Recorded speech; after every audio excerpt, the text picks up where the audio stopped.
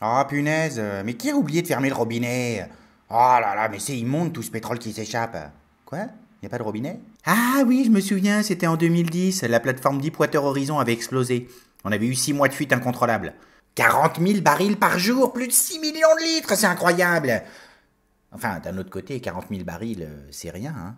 La consommation mondiale par jour, c'est 85 millions de barils. Alors, au lieu de chercher toujours plus d'énergie, les humains pourraient essayer d'en consommer moins, non? C'est con ce que je dis?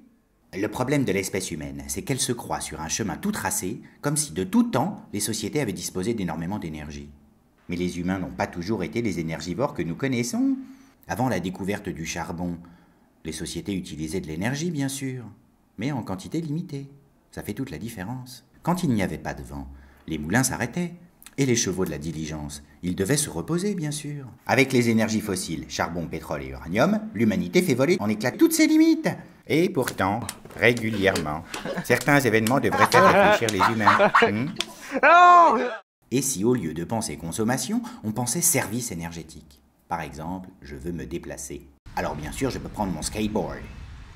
Ou ma magnifique mob. Ou ma voiture. Et si je conduis comme un bourrin ou tout en souplesse, ça change tout à ma consommation. Un indice, si vous freinez, c'est que vous avez trop accéléré avant. Vous transformez de l'essence en pneus brûlés. Ah, j'avais oublié, le contexte d'utilisation est essentiel aussi, hein. Selon que vous habitez une ville étendue des États-Unis ou une ville dense d'Europe, la consommation n'est pas la même. Les transports en commun sont aussi beaucoup plus économes que la voiture individuelle. On peut aussi partager sa voiture quand on va au même endroit, au boulot par exemple. Alors bien sûr, tout ça ne se fait pas tout seul. Il faut sensibiliser la population, il faut trouver sur le marché des produits économes en énergie.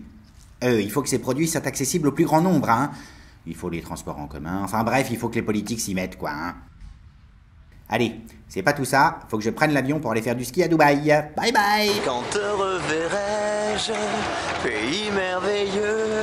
Et non, vous ne rêvez pas, je me trouve toujours à Dubaï, sauf que là il ne fait pas 35 degrés, mais plutôt moins 7 degrés. Je me trouve dans la première piste de ski indoor en intérieur au monde. Gaspiller autant d'énergie pour faire du ski, ça fait froid dans le dos.